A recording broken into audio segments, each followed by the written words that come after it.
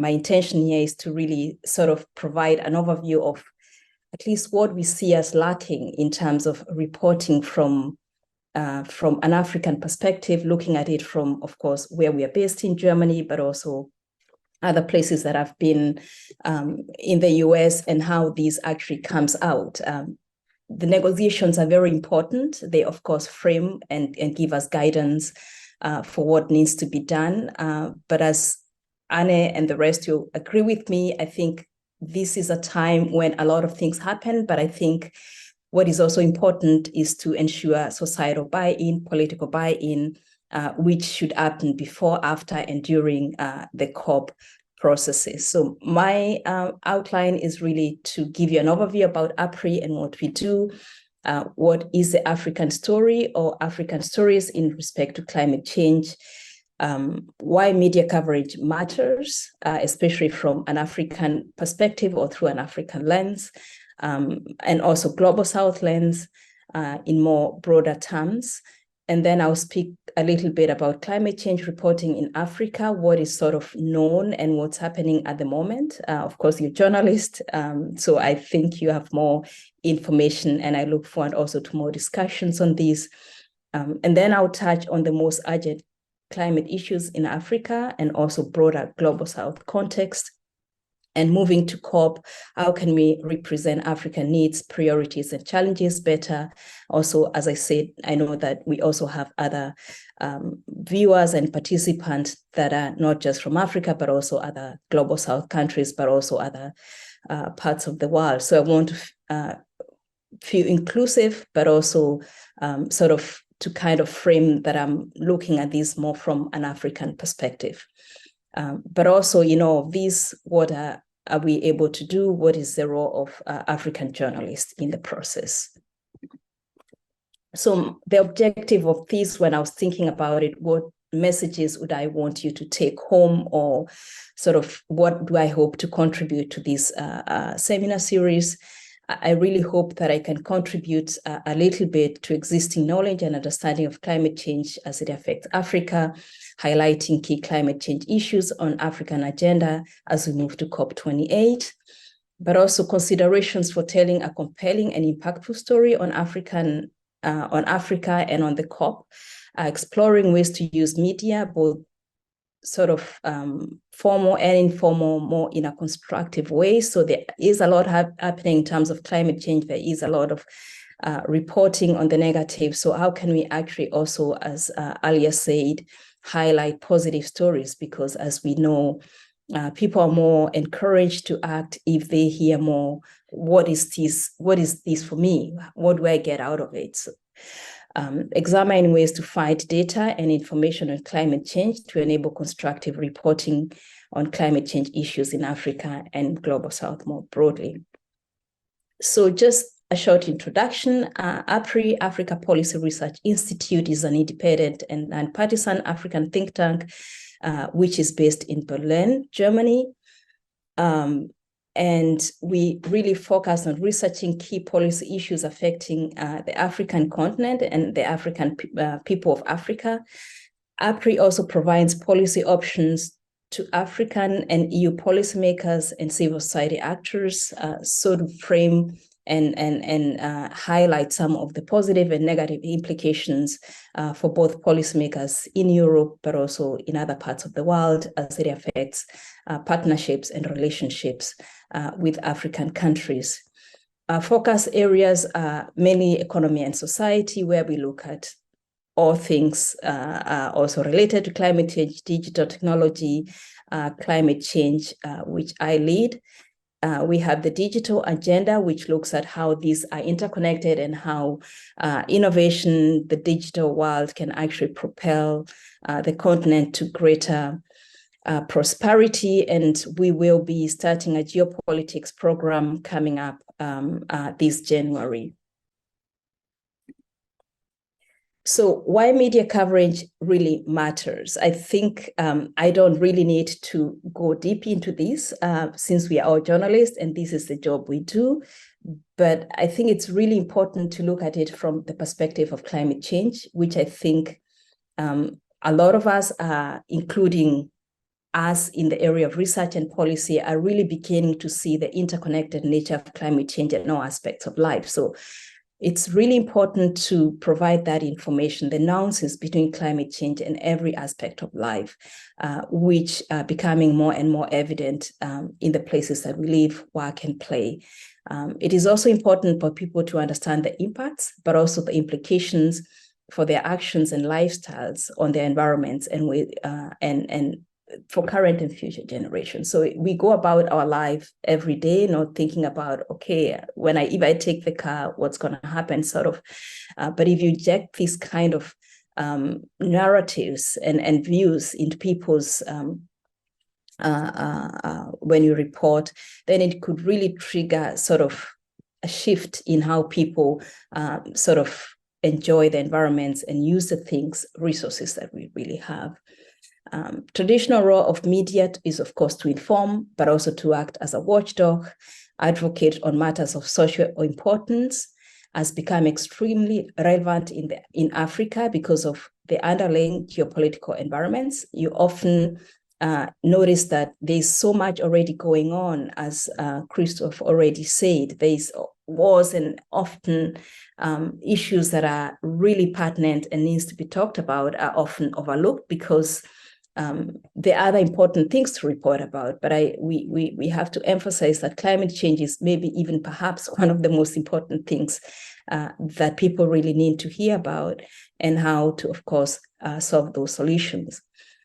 We also have a huge responsibility to actually set the narrative because of the power dynamics between Africa and the global south and the global north. It's often, we don't seem to understand each other, from both perspectives. And I think if we have to have good negotiations and negotiations that actually have good outcomes, we really need to, in a sense, be able to understand each other. So balancing these power dynamics also important in how we report climate change issues. Past, present, and potential future inequalities and injustices, of course, the way the world is organized now, it's quite unequal. So we have a huge responsibility to also bring that and inject these also into the negotiations, for example, at a COP, or as Anne said, beyond the COP, other negotiations that take place on issues of climate change. The need to amplify the voice of the voiceless. COP will have a lot of people, but I can tell you that the people that actually need their voices heard will not be there. Most of them will not be there. So it's also important for media to actually really amplify these voices, and of course, be a voice for those that will not be there. I think we also have, as Africans, and especially as African journalists, an oversized responsibility to inform the public on what's going on in the continent, and of course also to frame issues in a way that people can understand it. So it's not just about the colon falling or the glaciers melting in Greeceland, but also highlighting how climate change is impacting people on the ground in Africa and other global south countries, but also, in a sense, providing examples that people can understand in a language that they can understand. For example, if you ask people what's climate change, it's difficult for people to define what climate change is, but people are experiencing climate change. So you often see in the media, but also in research, where it's said that Africans or the global south population is climate illiterate. It's really not the case. I think the case is that the jargon that we use in climate change doesn't really represent the language that people speak or the lived experiences of people. And for that reason, it's our duty, or sort of our responsibilities as researchers, to actually present that in a way that people do understand. The other issue is really humanizing the issue. I think climate change, as seen right now, the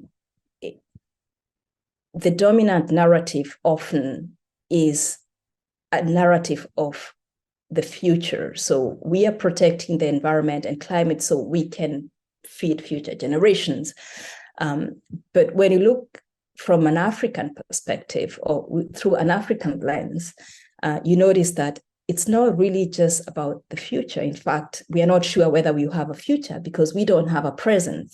The present is already very dire. So how do you humanize that issue without necessarily dramatizing? So that's a very delicate balance. It's also a very delicate balance to ensure that the current situation and the future is also given the attention that it deserves. So talking about adaptation as an important issue for the continent because of already current issues that are happening, the impacts of climate change on lives and livelihoods, but also, of course, projecting into the future that if we also don't develop in a way that is sustainable, environmentally friendly, then we also will continue facing these challenges. So that's quite a balanced, we need to have, it's quite a delicate balance, but we need to, in a sense, humanize climate change, not to just talk about CO2 emissions, global warming, but also to bring to the fore what exactly that means in terms of how my livelihood is being affected, or not just that, but what it would mean for me if I act differently in terms of adapting to climate change or building resilient communities. It's also, in a sense, really important to be able to take the jargon, the scientific concept, into the local understanding of what this could actually mean in our local languages and in the kind of examples that people really would understand and also be motivated to act. So highlighting solution, this is key, especially as we'll see, it's often the difficult things that are talked about. Africa, people are hungry, there's nothing to eat, there are floods, there's drought and all that. But beneath that, people are huddling to actually find solutions to these challenges, even with limited financing or resources. So I think to motivate people to kind of have that broader societal buy-in where people actually want to take care of the environment, we need to also highlight solutions, especially that are rooted in traditional practices, strategies, where people are really been doing this for many, many years. I mean, modern technology is extremely important and it will be needed, especially as the climate change crisis get more complex. But we also notice that highlighting and also dealing with those really local indigenous solutions to protect the environment is also inherently important in this very difficult and complex situation. We also need to hold authority and powerful actors to account.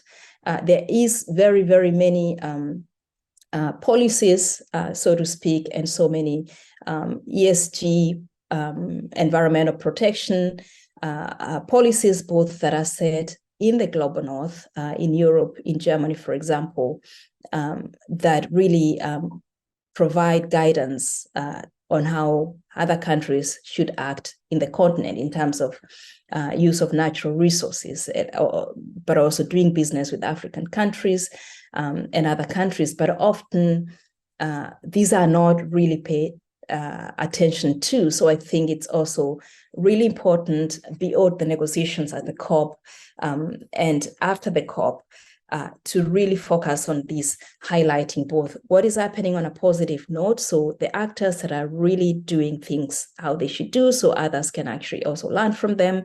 But it's also important to hold powerful actors to account.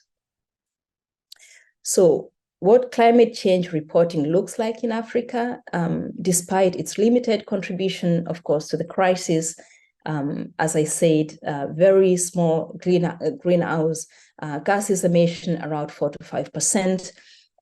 It is a continent that is as the least reporting on issues of climate change. Most of it is coming, of course, from very few countries, as you can see.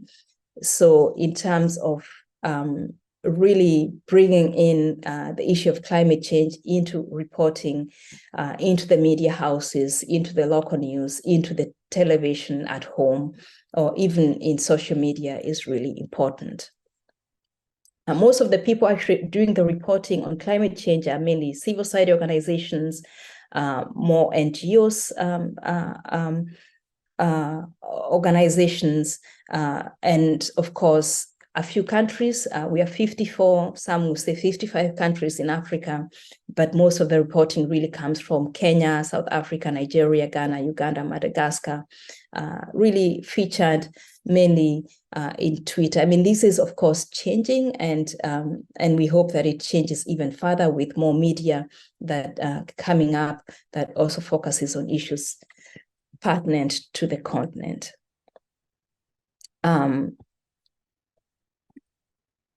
What's often the focus in respect to Africa, as I said, what we should do, for example, what should Africa do to that, and what Africa has and how it can be developed or exploited. Look at the issue, for example, of renewable energy, green hydrogen, for example. So it's really focusing on what we have and how we can cooperate with other countries to develop it, which is a good thing, but the how is also really important here. And I think this is then where journalists come in, saying it's not just about what we have, but it's also how we develop it, especially in the context of climate change, that will enable us to either move forward or move backward in terms of development, but also in terms of protecting the environment. So the other issue is that it's always the narrative of how can Africa be helped? But I think by reporting or by framing issues this way, we miss out on very important narratives. For example, how can Africa serve as a continent that actually propels the broader global community into transitioning to renewable energies or even issues like green hydrogen? So we also focus on struggles and challenges as opposed to sort of what's well and what can actually be improved in terms of what people are doing right and how people are building resilience within their own communities. What is less of a focus, I've already said, of course, the needs and priorities of African people and nations, share challenges and opportunities. So how is climate change a problem for Europe? How can we support European countries to actually propel their renewable energy needs, given our enormous renewable energy resources? So what Africa is doing, the success stories, what Africa brings to the table. I said, for example, green hydrogen, renewable energy, but also the vast young population and innovative nature of the continent. And last but not least, also highlighting what the rest of the world wants and needs from Africa, especially in the context of climate change, addressing the issue of climate change. What are the most, now we move to COP. Anne pointed a lot about the negotiations, what's going to happen, but what is really on the African agenda? What is the issue that Africa is really looking to make head with this COP? Adaptation has been a huge issue. There is the goal to have a climate adaptation goal, which has not been adapted to this point. So that's something that people are looking to actually revive. It will not happen. There's a lot, of course, on the agenda, I think. But this is something that, of course, African stakeholders will talk about. But in terms of adaptation as well, there will be issues of financing, and there will also be issues of looking at adaptation, not just as a climate change issue, but also one that connects climate change, addressing issues of climate change, but also addressing the issues of social and economic development and general well-being of populations as an entry point for advancing these processes of resilience building and adaptation. Climate finance, I think we are moving further from the old speaking about climate finance in its traditional sense, because most African stakeholders see that this is not working.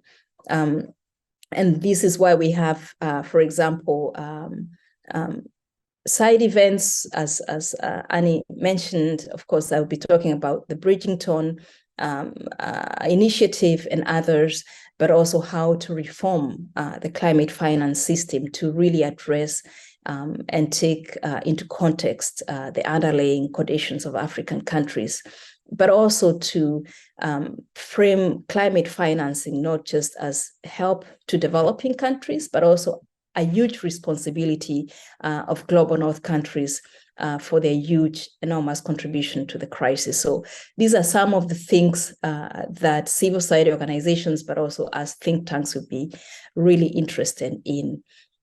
Climate justice, of course, in that respect of climate financing, but also really seeing that we really understand the core of where this climate change challenge is coming from, and how we can, in a sense, provide a different narrative of not just what has happened, but also what has caused it, and how we can actually constructively move forward together, but recognizing the past, the current, but also future injustices that are likely to continue if we keep on this path of polluting the climate. Loss and damage, this is going to be a huge issue. There's been a lot of breakthrough in the last month on it as well, in terms of financing, management of the management of loss and damage fund. But I think there also have been a lot of issues that have not been completely squared out.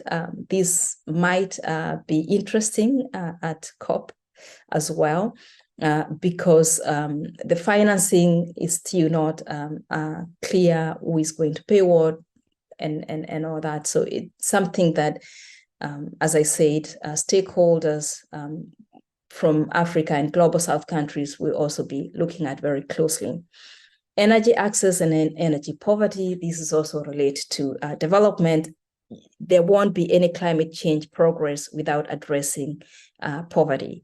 And I think this is part of the narrative that a lot of global South stakeholders are really looking into. One issue, of course, is energy access, because we know that there cannot be development without energy access, but also the issue of how you develop, you produce and consume energy is huge. So the footprint of energy, whether African countries can actually develop their fossil fuels, or how they can actually be supported, given the right conditions, to what people like to say, leapfrog to renewable energy. I don't think it's the right term to use, but something that really develops energy to propel development in a climate-friendly way. I think that is also something that a lot of African stakeholders and policymakers are looking to speak about. Annie mentioned about this, the just transition.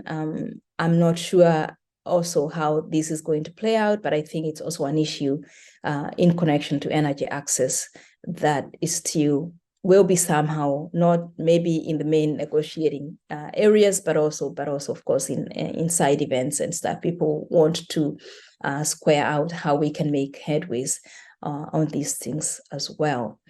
I think there will also be high importance in highlighting the unique but diverse positions of African countries. We often, in these negotiation tables, look at Africa as a block of countries, the way we look at Europe. But I think, as I said in the beginning, we have to, in a sense, as journalists, decide when is the right time to report as Africa the stories of Africa, but also the African story or African stories.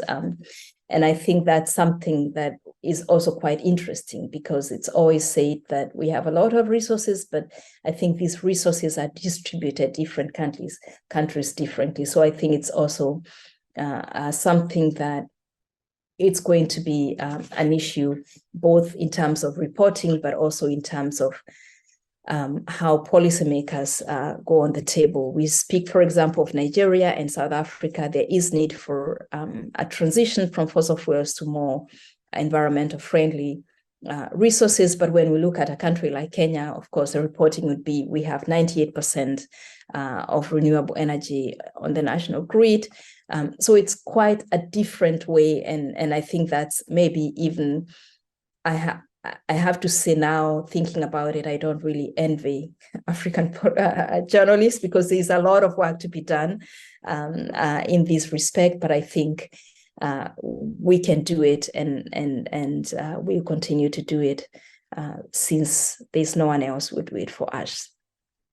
So what is the implications of our stories are told? I think, it's really important to be aware of how you present this, because public awareness and perceptions, we've seen that maybe not so much in Africa or global north countries, but of course with countries like Brazil, where tensions are high with the Amazon. In Germany, for example, or in the US, public awareness and perceptions of climate change are really issues of contention, also from a political point of view. But I think our intention is to really have a positive perception on the reasons why, the positive reasons for why we need to address climate change issues. I think it also has implications on policy decisions, local, international, and national level. So if a policymaker listens to a story on climate change, they have a different way of framing their policy and also implementation strategies. It also, how we report our stories also goes into sort of influencing the elements of climate change that are prioritized. So economic, non-economic, cultural, social impacts. As I said earlier, when we think about climate change, we often think about CO2 emissions, which is a huge issue. But we also need to think about loss and damage, that non-economic, cultural, social, and social impacts of climate change impacts, and how those might not even be recovered. So this really how we frame and report stories as a huge impact on how those elements are prioritized. International cooperation and focus on funding. So if, for example, a journalist profiles mangrove planting in, say, Mombasa in Kenya, or the case, for example, in South Africa, where there's a huge need to switch off coal and move to renewable energies, then there's also awareness on the needs of these communities at the global stage, and of course, a focus on where financing needs to be directed. It also influences scientific research and funding. Often we see, at least working on a globe, or in Germany, for example, there's very little research done by African researchers, especially in terms of locally led adaptation processes. But also there's very little funding going into these processes. So if we highlight the value added importance of these processes, then there's going to be potential to highlight the need for more financing to really just not support them, but also to document these often very effective solutions to climate change. So global solidarity and climate justice, as either Christoph mentioned, that we need, of course, empathy, people to really understand what exactly happens when I do this and this in Germany, to how does that translate to someone in Ghana, for example? How does that translate to someone in Sudan? How does that translate? So you need to build this. This is such a huge problem that the entire global community really need to come into solidarity to really see what their actions here in Germany, how they affect others, and how, as well as they can facilitate climate justice from their own places where they see it. They don't have to necessarily be able to move to those countries, but they can actually make an impact where they are. What is prioritized also at the national and local levels can also be influenced or be as an implication of how stories are told. Now moving to the COP, or even before COP, what are some of the considerations I would say when I hear, for example, a story told about Africa and climate change, or in the context of climate change, both from an African journalist or from a European journalist or for an American journalist or a policymaker. First, I think about ethical consideration, being aware of your responsibilities and power to influence the narrative. So if you take the mic, you have a lot of power. So I think it's really important to be aware how you frame things, how that impacts how people take action or how people understand it. Being honest and truthful about what you're seeing is also really important. So if you're seeing people flooding, then you should mention that, but of course from an ethical perspective. So also balancing the threat of climate change along with opportunities and solutions. I think this is something that the climate change discourse is beginning to really wake up to. It's been always, well, we are sinking, everything is not going right. And of course, things are not going right. And we need to do things differently and do them fast. But this is not going to sort of excite people to take action. Often when someone threatens you, you tend to freeze. So I think we need to report on the negative aspects of climate change, but constructively provide opportunities and solutions that are happening. So this is quite a delicate balance that is not very easy, let's say, even for researchers and policymakers to really square out. So I'm also not sure that it's an easy place for journalists to be, because it's often that people pay attention to the dramatic issues, but not more the opportunities and solutions. But I think the purpose of this seminar is also to highlight the importance of constructive reporting, which is finding this balance between highlighting threats, but also opportunities and solutions. It's also really important, a consideration to be aware of the power dynamics and patterns of exploitation between local and international journalists and support staff. It's difficult, and I'm sure all of you have dealt with this, but I think it's also, it's important when we talk about reporting and media to also be honest about what people are interested in. And I think it's our responsibilities to actually go on the side of the balance as opposed to just highlighting the negatives. So at COP, what could be essentially the entry points? Annie pointed the complexity of being at COPs and all the negotiations that take place. I mean, just getting a badge as an African is difficult in itself. Even for us here in Germany, it's difficult to get registered. It's difficult to get the funding. It's difficult to get there. And when we get there, how do we do it? Or if we are not able to get there at all, can we still report on COP? And I think, yes, we can, because often the 2 weeks will be bang, bang, bang. A lot of things will come out. But we have both opportunity there for those that will be able to make it, for example, by attending side events and panel discussions.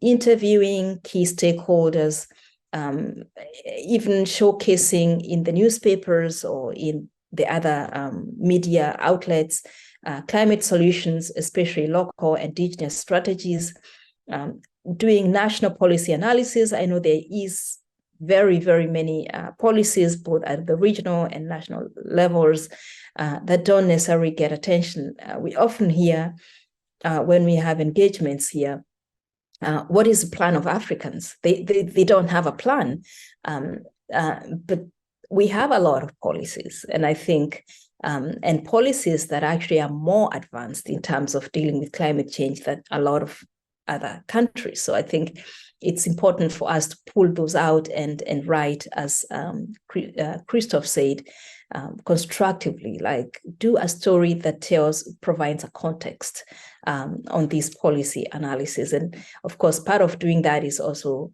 in a sense, doing engagement with both research institutions and researchers focusing on specific issues. Kenya, for example, is doing quite well, I think, with their plastic policy, and that's a huge issue. I'm Kenyan myself, so I know the difference when I get to the airport and go to the estate, what the difference looks in terms of the environment. There are no plastic bags anymore hanging on trees. And I think that's a really important national policy story to be told, because we've moved in the last 5 to 10 years to this level where our streets are cleaner, we feel better, and things have really changed. So these are some of the things, if we don't make to the COP, we can also highlight in our reporting. It's also important to focus on traditionally marginalized groups in reporting, use social media and digital storytelling to reach larger audience, but also collaboration between media and research institutions to access up-to-date data. We, in the research side, we find it really difficult to bridge research and policy. So you really want to, in a sense, summarize our report of what you've been working on for 3 years to provide really policy relevant information. And I think the same is difficult for media. It's really like filtering what's important or what will be attractive to policy and political figures to really focus on addressing issues of climate change. I think it's we cannot really make a lot of progress by working in silos or working alone. As a journalist, you might make progress, but I think it's also important to have collaborations between local and regional media networks, but also partnerships with the international media to not just bring the African story, but also understand from the other side how things are happening. I'm not sure I have so much time left, but I will try to be fast.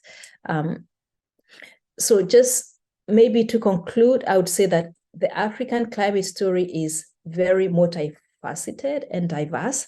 So we cannot really go to COP or report about climate change as it relates to the continent of Africa or the global South as one story. So I think we have to bring out this diversity and we have to bring out this complexity, because the issue of climate change in itself is complex. And I think the only way we can even solve it, even at negotiations, is really to come to terms with the complexity of it. So it's about every aspect of life. And I think that's maybe a bit scary, but it's good to be scared and then chill and then act than to chill and then act without knowing all the things that needs to happen and then notice, actually, we are not addressing the entire story. So I think it's really important to emphasize on this diversity and the complexity of climate change.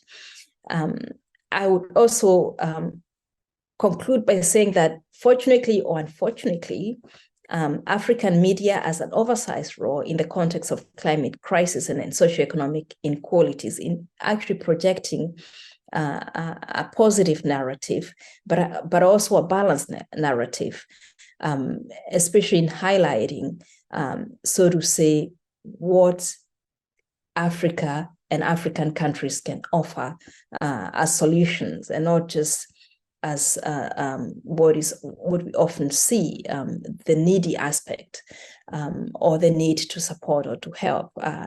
Even in terms of financing, we might look like we don't have a lot to address climate change, but I think if we are honest with ourselves, if we block all the leaks that are happening within our own budgets, we can find some constructive ways to contribute to addressing the climate crisis in our own way, because we need to lead and not wait for other people to do it for us.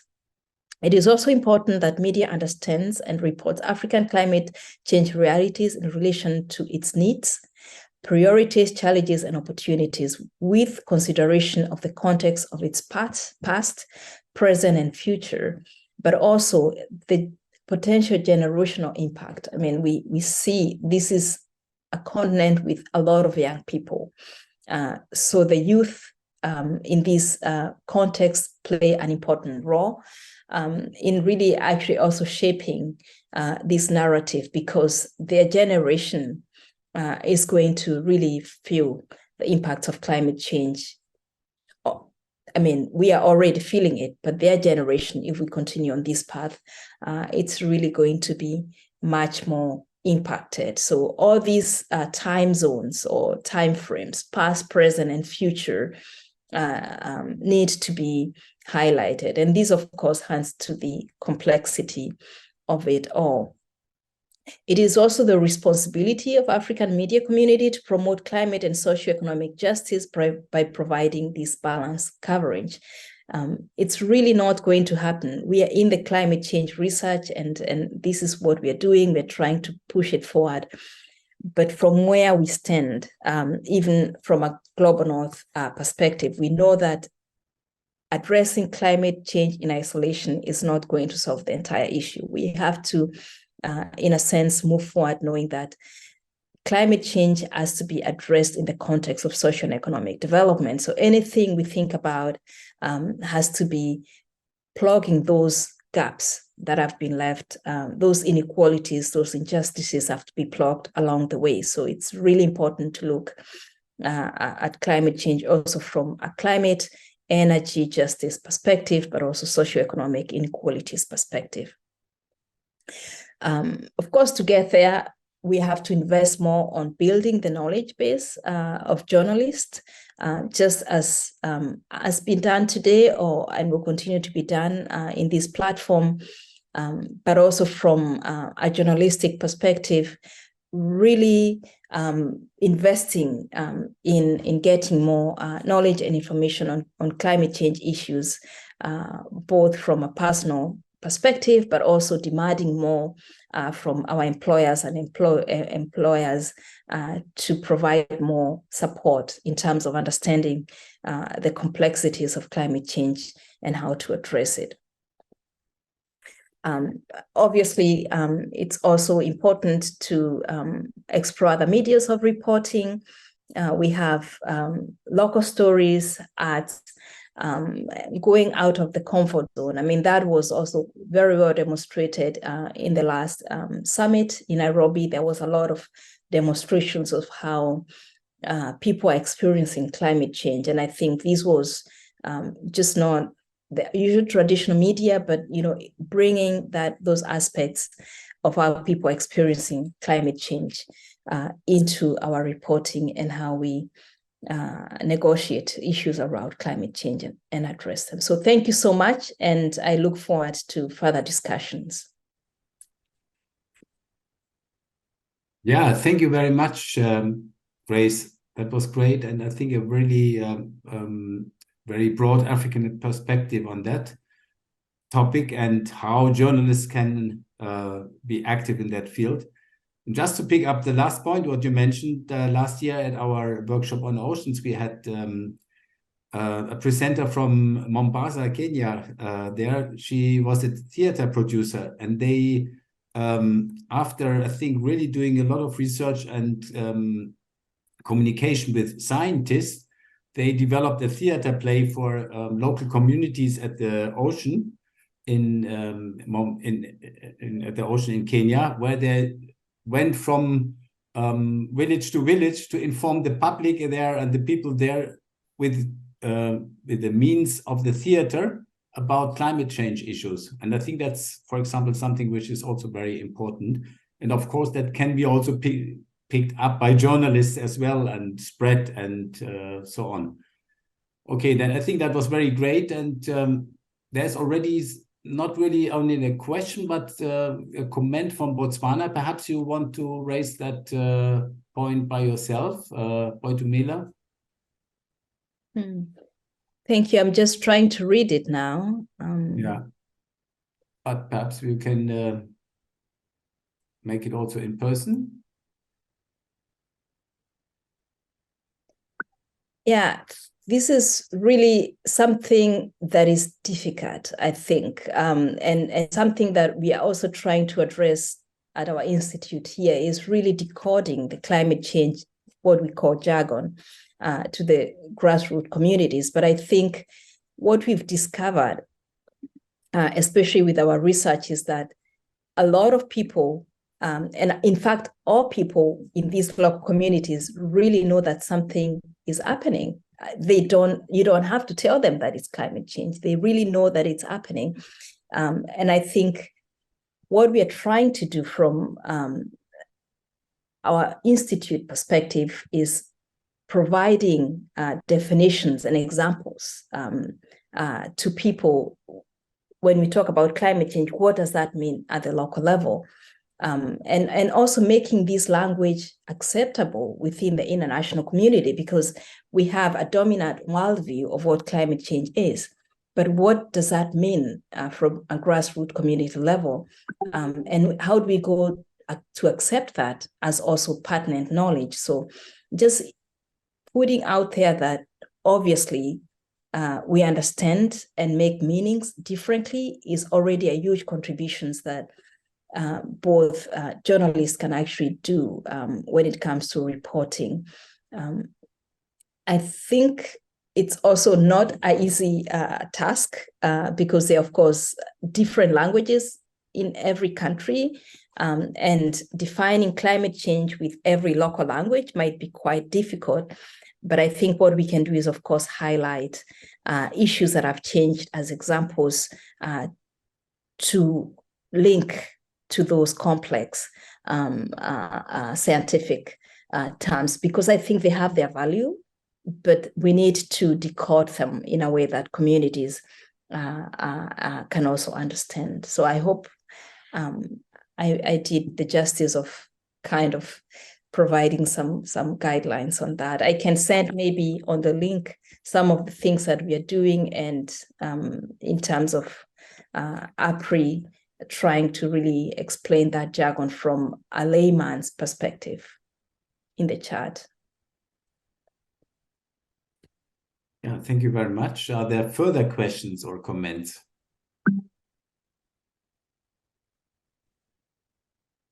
In Botswana, I started using blog articles to explain major developments to supplement existing measures. I saw that there is little to no reading material from Africa, although there is work on the ground. This is very true, but rather also quite unfortunate, because we also see that a lot of the gaps in the reporting and understanding of climate change is really that there is no funding of Africans to do research in Africa in terms of climate change. So there's no kind of a contextual understanding of what's happening. And I think this is something of a huge gap in terms of also media and research from an African perspective. And we've done quite some work on that now within the African Policy Research Institute. We've focused on West Africa, looked at adaptation, all funded done by African researchers in collaboration with African institutions. And this, I have to say, provides quite a different perspective. And it also gets a lot of people involved, because you go to local communities and what you hear is really stories like, we didn't even know we are contributing to solving the climate crisis, because nobody is acknowledging, even the national government does not see that as value. So I think it is a huge task, I have to say, not just for journalists, but also for policymakers, but also for researchers like myself, to really push further, because we can address the climate crisis from one perspective or lens, but we need to have it converge into one place. So the Indonesian perspective can be different from the American perspective, but it's also part of addressing climate change. And I think those are some of the narratives in the interest of constructive journalism that we should bring across. The way Brazil is doing now, enormous progress in terms of how it's protecting the rainforest there in the last 5 years. It's a different story than how Congo is doing it, but it doesn't mean that what Congo is doing is bad or better than what Brazil is doing. So this is really the issue of bringing these diverse processes and progress and making them sort of make sense.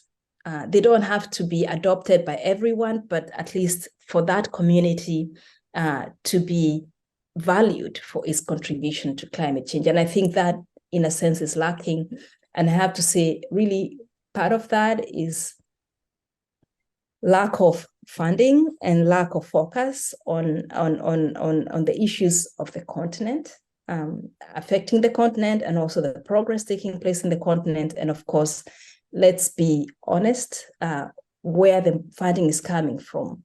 So they focus on things that matter to them. So even at the COP, there'll be much more talk about mitigation. There's more funding going to Africa, for example, on mitigation than adaptation. So it's where the financing is focused and where the financing is coming from. So these are things that are more institutional, structural, that could also be highlighted by the media, but also we are trying to do from a think tank research perspective. It will take time, but I think we'll get there. Yeah. I mean, there was one, for me, very astonishing figure that you mentioned, that only 0.4% of reporting is on climate issues in Africa. Actually, I didn't expect that. I thought it would be higher, but somehow it corresponds to something which is happening in Western Europe or in Germany, that there is no reporting about Africa and the global South. And we are starting now together. I mean, we are not in the lead, but we are part of a movement which tries to highlight that. And the next year, we want to go to the public and to address big media outlets and politicians and so on, to really try to change that and to focus stronger on the global South. And for example, last year, there's a study on that, and for example, it really illustrates that, for example, in our main public news, TV news, the global South is completely neglected. It's like also like 0 point something or so in the main headlines or so in the reports. And we try to and we had a lot of discussions on that. We made an exhibition and we presented that to the public. So that's really an important issue. And perhaps anticipating already kind of the final panel discussion, we can say that it would be interesting to match that reporters and media from the South to report more on climate change, and media from the North to report more on the global South, and to pick up stories which are coming there authentically. Yeah, But it's also, I mean, I also noticed the educational system. I mean, I was educated in the US and also in Germany, and it's easier to actually, there's a lot more in the education system that really kind of opens your eyes on what the world looks like. And I think while we are doing that from our perspective to really want to know what's happening in the global north, both the good and the bad, I think also just not the media, because when you listen, for example, the narratives that are repeated also in presentations, you notice that people are really not aware of what's going on. They report about Africa or speak about Africa as an African of the colonial times. So there's really no transition. And this is rather quite unfortunate. So it's not just, I mean, for me, reporting more about Africa, but it's reporting more authentically about Africa. So what is Africa today, for example, as opposed to Africa when it was colonized by the Europeans? So it's also, I'd rather not have reporting on Africa if it's taking that shape. I think the objective for me would be more as in your line of this, also this discussion, more of constructive reporting, framing Africa as a constructive partner in the progress of the global common good, other than, like highlighting what is not happening. And I think also it's really quite unfortunate, because even in sort of businesses and media, last Friday, I think last week, we had a discussion about Compact with Africa, which was started by the G20.